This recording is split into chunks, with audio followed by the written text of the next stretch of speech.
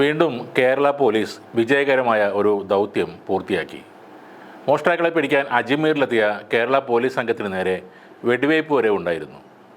സ്വർണ്ണമോഷണ സംഘത്തെ പിടികൂടാനെത്തിയ എറണാകുളത്ത് നിന്നുള്ള പോലീസുകാർക്ക് നേരെയാണ് വെടിവയ്പുണ്ടായത്. പോലീസുകാർക്ക് നേരെ അക്രമികൾ 3 റൗണ്ടാണ് വെടിവെച്ചത്. അജ്മീർ ദർഗ പോലീസ് സ്റ്റേഷൻ പരിധിയിലാണ് ഈ സംഭവം ഉണ്ടായത്.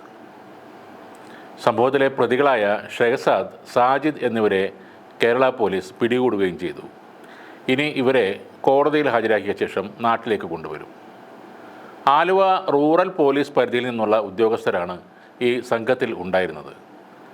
മോഷണ കേസിലെ പ്രതികളെ തിരഞ്ഞാണ് അജ്മീറിലേക്ക് അവർ പോയത്. അജ്മീർ പോലീസിൻ്റെ സഹായത്തോടു കൂടിയായിരുന്നു പരിശോധന നടത്തിയത്. കഴിഞ്ഞ ദിവസം രാത്രിയാണ് ഈ പോലീസ് സംഘത്തിന് നേരെ ആക്രമണം ഉണ്ടായത്. പ്രതികളെ കണ്ടെത്തിയ പോലീസ് സംഘം ഇവരെ അവിടെ വെച്ച് കസ്റ്റഡിയിലെടുക്കാൻ ശ്രമിച്ചതോടെയാണ് വെടിവെപ്പുണ്ടായത്.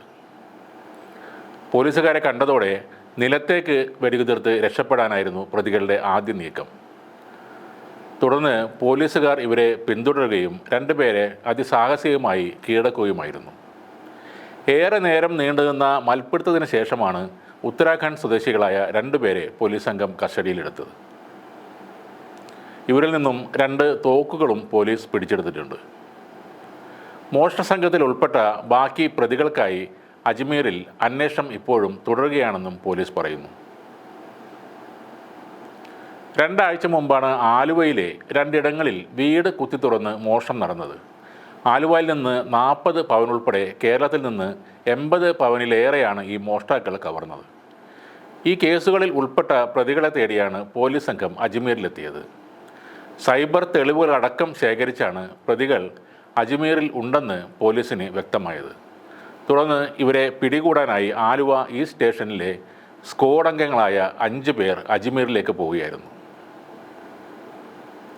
നോർത്ത് ഇന്ത്യയിൽ നിന്നും കിഴക്കൻ പ്രദേശങ്ങളിൽ നിന്നും കുറ്റവാളികളെ പിടികൂടുക എന്നത് അങ്ങേയറ്റം ശ്രമകരമായ ഒരു ദൗത്യമാണ്. അതുപോലെ അപകടം നിറഞ്ഞതുമാണ്. പല സ്ഥലങ്ങളിലും പ്രാദേശിക നേതാക്കളും ചില പോലീസുകാരുമൊക്കെ അവരുടെ കൂടെ നിൽക്കുന്നവരായിരിക്കും.